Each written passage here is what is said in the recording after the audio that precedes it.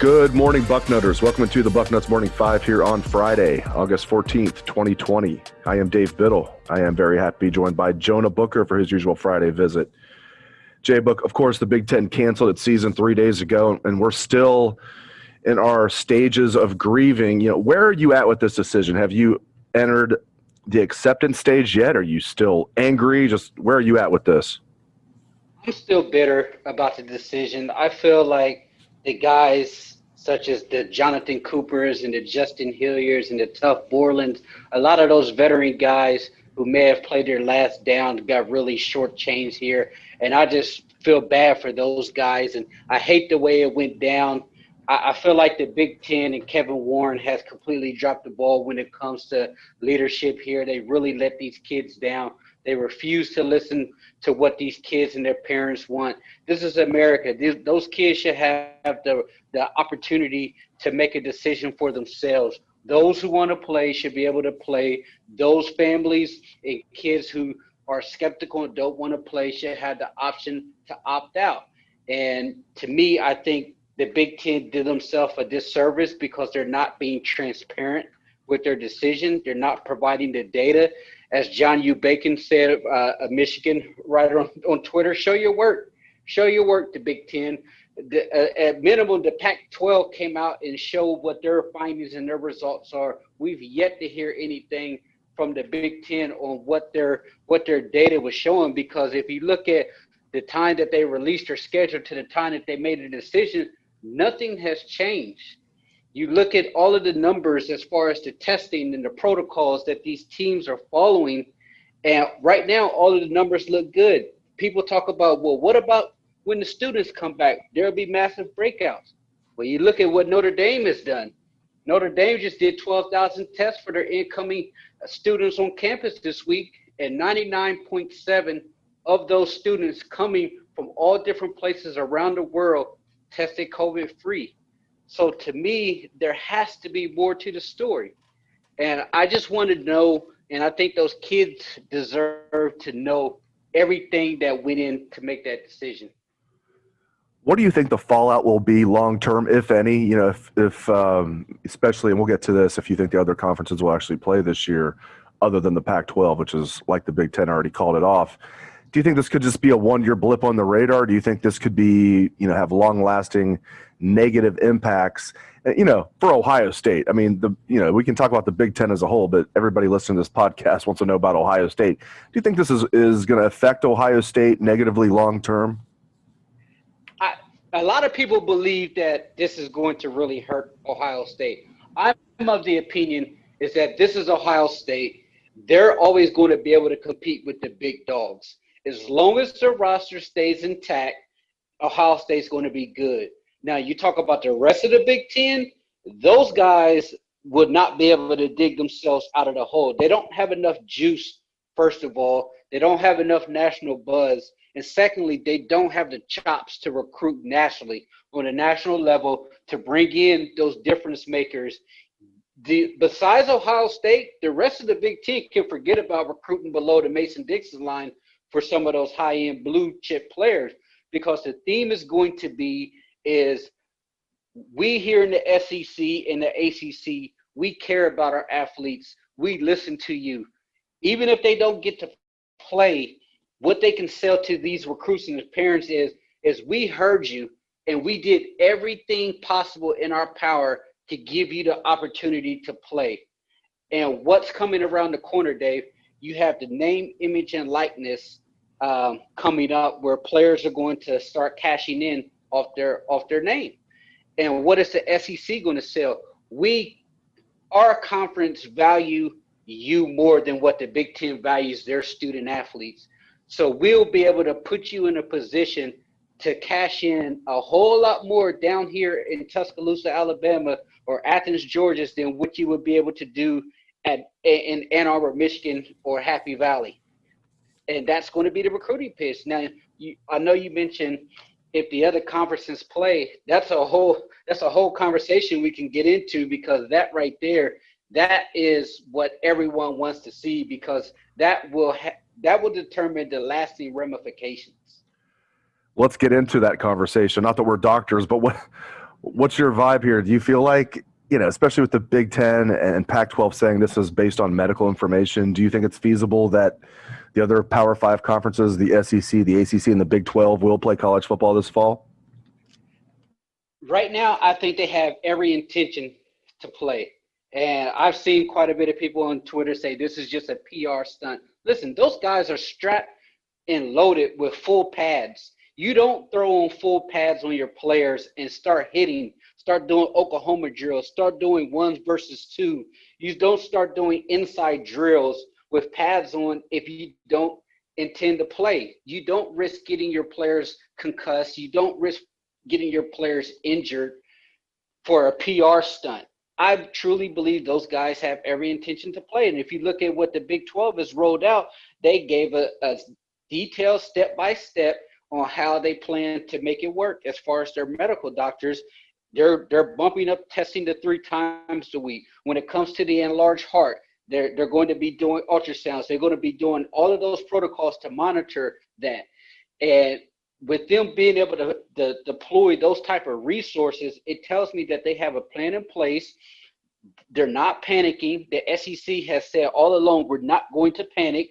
The Big Ten will not have any influence over our decision.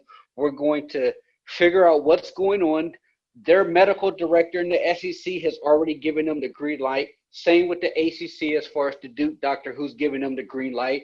And the Big 12 has already said, we looked at what the Pac-12 has provided as far as the data, and our medical professionals have a vastly different opinion than what they have. We feel that we can manage this, and the tools to manage the enlarged heart has been around since 1985. Teams just need to utilize it. So it's funny that you have a variety of opinions when it comes to medical professionals. Like you get a torn ACL.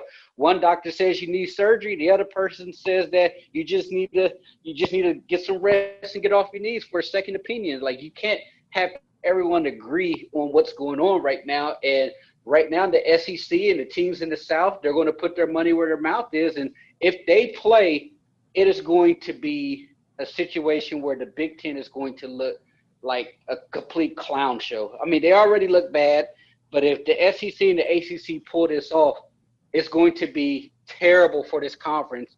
So in one breath, do you want to watch college football? Because if so, it's going to kill this Big Ten conference. In the other breath, do you wish that the other programs cancel as well in order for the conference to save face? Yeah, like you said, it's going to make the Big Ten look horrible if these other conferences are able to play. We'll see if that happens. That is a big if. And, of course, the Big Ten's trying to kick the can down the road, Jonah, and saying, like, we can play this winter, spring season, this January, February, March season. The obligatory question that I must ask you, do you think that is a viable option, playing this January, February, March condensed season? Look, I give Ryan Day and Brom all the credit in the world. They woke up the next day and realized this is the reality that we live in. I have to find a way to keep my roster intact. How did I do that? We need to go ahead and get a plan in place for spring to give these guys a carrot to stick out there to have something to work towards.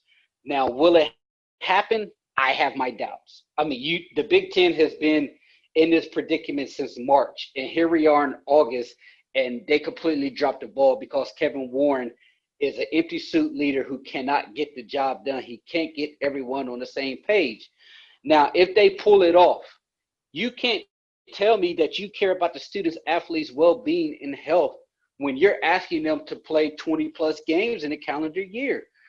I know Brom's proposal was to start towards February and ending, I believe it was in May, and then you're coming back and starting the season again in October. Ryan Day's proposal was start right at January to give the guys a little bit more break in between there. But either way you slice it, I just don't think it's good for the student athlete to be able to put that type of wear and tear on their body.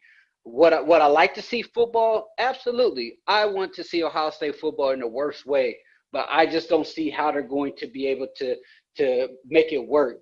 The first domino that has to fall, Dave, is the NFL has to be able to work lockstep with these guys. You can't have the draft where it's at right now and still have some type of spring ball. everybody's saying that the veterans and the NFL guys are already going to sit out. Sean Way's dad has already pretty much came out and said he's not playing in the spring practice there. So guys who are going to be cashing in here in the next couple of months, you won't see them. Now, what will be interesting is guys like Travion Henderson and Evan Pryor and Kyle McCord.